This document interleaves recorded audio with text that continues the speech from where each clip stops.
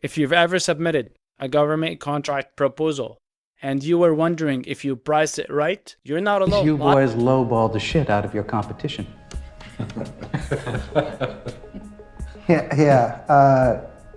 By how much?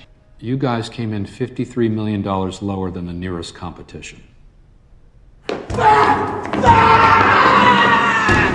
Last year, over $650 billion were awarded in federal government contracts. But here's actually the shocking truth. Almost 70% of small businesses price their proposal based off their gut feeling and guesswork. But what if I told you there's a systematic, data-driven strategy that can increase your win rate by 25% while also protecting your margins? In today's video, I'm sharing the exact 5-step framework that successful government contractors use to price their proposal with confidence. And stick around till the end because I will show you the biggest mistake that's costing contractors millions of dollars and lost opportunities. But before we dive in, please hit the subscribe button. We're trying to get to 250 subscribers by end of this month, and the support means a lot to me. So please hit the subscribe button and the like button, and let's get into it. So the question we want to answer: have you ever lost a contract because you either priced it too high or left money on the table by pricing it too low? And this framework is not just theory. It's based on analyzing tens of thousands of contracts using usaspending.gov. And we worked by contractors that increased their bidding rate by 60% and their winning rate by 15% to 25% using these exact 5 steps. And notice how the win rate keeps climbing up with more steps that are implemented. And this is not a coincidence. This is the power of replacing gut feeling and guesswork with actual data-driven model. In step 1, let's discuss the cost driver analysis. So the prime categories, they're going to be the direct labor, which is the hourly wages, benefits, and fringe rates. We have the indirect costs, typically the G&A overhead rates, 15 to 35% typically. You have the materials, equipment, supplies, subcontractor costs, the facilities, rent, utilities, dedicated workspace, compliance, reporting, auditing, security clearances. Now let's bring those categories to a real life example. Let's say this is a $500,000 contract. The direct labor will be 45% of the total amount, which if this is a $500,000 contract, this will be $225,000. But then the overhead will be 25% equals $125,000. And third, we have the materials and we give it 15%. And that's going to be $75,000, followed by the facilities, which is 10%. And that will be costing around $50,000. And lastly, the compliance that everyone forgets, and that will be $25,000. So here's a cost calculator that we're going to use as an example. And this is why you have to be very careful with your split and your percentages. Because let's say the overhead estimated is 25% and it ended up costing us 35%. That number jumped from $93,000 to $100,000 and some change. So, and that is only a 10% difference. And that difference is either going to come from the other categories or you're going to have to bid higher. If you're not tracking these percentages very accurately, it's essentially gambling. The key here is to go through each one of these categories and actually assess how much for each percentages you are trying to get, and if this is capturing everything. Here's a pro tip that can save you hours of research. Use usaspending.gov to benchmark your prices. I'll show you exactly how this is done in the third slide and we'll talk about it more, but the key is validating your assumptions or your gut feelings against real market data, which you can get on usaspending.gov, because you do not want to be throwing darts at a board blindfolded. So that's exactly the analogy I'm using. Instead of just throwing darts and guessing blindfoldedly, you have to do the research yourself. Step 2 is choosing the right pricing model. And this decision alone can make or break your proposal. What I've seen is that most contractors usually pick their favorite pricing model and stick with it with all of their proposals. That's actually a costly mistake. Let me show you when to use each model. I'm going to click through these rows to highlight the key differences. Firm fixed price. This is high risk for you but gives you the cleanest execution. You want to use this when the scope is crystal clear and you're confident in your estimates. The margins are lower, 8 to 15%, but you get paid based on deliverables, not hours. Cost plus fixed fee. This is your friend when dealing with R&D or uncertain scope. Lower risk for you, but there's more compliance overhead. Notice the margin range is 6 to 12% because the government is taking on more risk. Time and materials, the sweet spot for many small businesses. Best when the work scope is variable, like IT support or consulting. Medium risk, but you can achieve 10 to 18% margins if you price your labor categories correct. This comparison graph actually shows you exactly why the pricing model selection is very important. Look at the FFP, the firm fixed price, how it's very high with the risk level. It's at 4, but when it comes to flexibility, it's only at 2. So that's perfect for well-defined projects, but it is a terrible model for innovative work. And Cost Plus scores high on flexibility, but creates more administrative burden. Understanding these trade-offs helps you match your model to both opportunity and your business capabilities. And here's where most contractors miss. The government often signals their preferred model in the RFP. If they're asking for innovation and talking about the unknown, they probably want cost plus. And if they're focused on price and they have detailed specifications, they're thinking FFP. Step 3 is where you stop guessing and start using real data. This is the competitive intelligence that separates winning government contractors from everyone else. These are your intelligence gold mines right here. Let me tell you about each one of them. FBDS.gov, which is the Federal Procurement Data System. It's free, it's comprehensive, but it's very clunky, very old. Dealing with it is going to be very hard. USAspending.gov, it's a comprehensive award database. It's easier to use, it's great for trend analysis, but it still can get complicated to find exactly what you're looking for. SAMSearch, this is the game changer. Advanced analytics, competitive intelligence, specific agency to the exact contract you're looking at, statistics and insights. But as well, it gives you competition analysis that tells you what your competition looks like, and it will show you previous awards based off the opportunity you're looking at, so you can price your contract based off past awards that you know they got awarded, so you can compare and try to match their price. DIPS is specifically for defense contracts.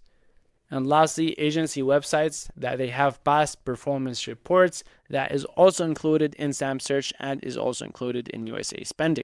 Look at this trend data, for example. This is real information we can act on. See how average award values increased throughout 2024 compared to 2023. That tells you the market is growing, but also tells you the competition is likely also getting more intense. The number of awards has not changed significantly while the values are increasing. Here's a real example of competitive analysis.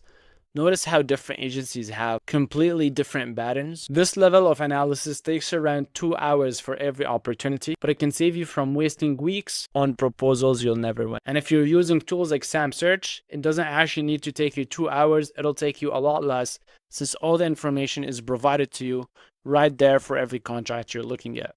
Step 4 is where we turn analysis into strategy. Risk assessment is not just about covering your cost. It's about maximizing your returns while staying competitive. It's a very fine line. There are 5 risk factors that should drive your marginal decision. So the technical complexity. If you're innovating, you deserve premium price. Schedule risk. Aggressive timelines cost money. So charge for it. Team capability. If you're the perfect fit and you know it, your margins can actually be higher.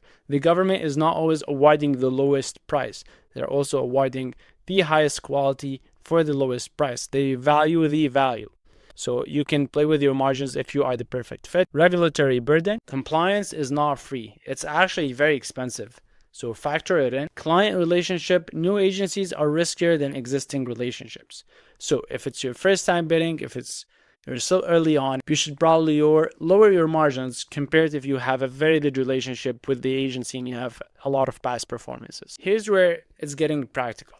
Let's say we have a $100,000 base cost project. So the recommended price is $115,000. That's with a 15% margin for the risk factor. Now let's say we pump up the risk too high, and now we're averaging in the 22% margin. Now our price is pumped up to $122,000. But if I'm aggressive on the pricing, I maybe drop to the 19% now, which will make me at $119,000 to stay competitive. Or if I know the best clear choice for that agency, I don't need to be aggressive. I'll be premium positioning, and now will put me at a 27% margin, which will get me to $127,000 as the total cost of the bid. This chart is actually real data from successful contractors. See how the high-risk projects, they're clustering around the 20 to 25% margin range. That's not an accident. That's what the market supports. And let's look at the lower risk projects that are hovering over the 14%. And then for the medium, you're going between the 15 to the 18%. And if you want to charge higher than that, you should have your own reason. Margin is not about covering the risk. This is very important to notice. It's about positioning. If you're always going to be the low bidder, you're probably undervaluing yourself. And if you're always high, you might not demonstrate enough value. Step 5 is where all of this analysis, all of the work we've done will pay off. It's how you present your prices so professionally that price becomes a non-issue. Your pricing section needs these 5 elements right here. And I'm going to show you why each one of them matters. This will make it easy for the contracting officer to understand your labor categories. Shows you understand their skill requirements. The cost summary will give them the bottom line up front for the total of the project cost. Pricing narrative, this will be going there, this dollar will be going there. Pricing narrative, this is where you justify every dollar. Lastly, options and scalability shows you're thinking long term and is for future growth potential. So here's what a professional pricing looks in practice. Notice the clean structure. Each line item is clear and specific. Project management for 12 months at $8,500 per month. They know exactly what they're buying. Technical development at 2,000 hours at $95 an hour. This shows your labor rates and gives them confidence in your estimates. The total comes to $354,500, but look how it's built up from clear, justifiable components. And here's why packaging matters so much. Look at these typical evaluation weights. Pricing is only 20% of the decision. The technical approach is 30% and the past performance is 25%. But here's the secret. If your pricing, which is only 20%, looks unprofessional or unrealistic, it undermines everything else. Contracting officers use pricing quality as a proxy for the technical competence. The goal is not to be cheap, it's to be the most credible. When your price tells a clear story that aligns with your technical approach, the price objection disappears. I put together an 8-week roadmap to implement this framework into your work. Week 1 and 2 is going to be implementing. Week 1 and 2 will be used to implement your cost baseline. So you're going to establish the accurate internal rates. So get your true labor cost, your overhead calculations, and indirect costs nailed down. Week 3 to 4 will be to build your competitive intelligence database. Start with 5 to 10 recent awards in your space. Week 5 and 6, develop your risk assessment scoring methodology. Create a simple 1 to 5 scale for each risk factor. Week number 7, you're going to create your proposal template with a proper, clean structure and pricing narrative. Week number 8, you're going to train your team on the process so everyone is using the same approach. And here's how you'll know it's working. You should see a 25%, 35% improvement in win rate within 6 months. Your margins should stabilize in the 12 to 18% range, and your proposal prep time should actually decrease by 30% because you're not starting from scratch every single time. This timeline shows realistic expectations. You won't see results immediately, but by week 6 till 8, you should have a complete system that you can apply to every opportunity. Remember, this isn't about being perfect from day one. That is impossible. It's about being systematic, data-driven, and getting better with each proposal. Now, I promise to share the biggest pricing mistake that's costing contractors millions of dollars in lost bid. Here it is.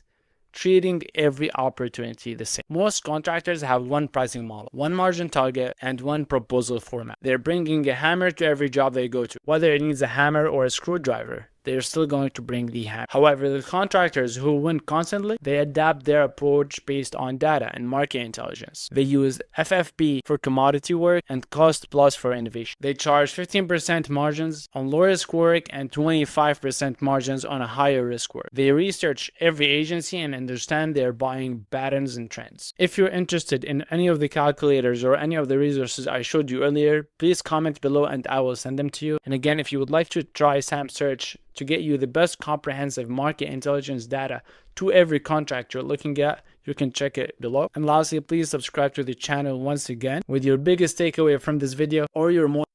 Thank you for watching.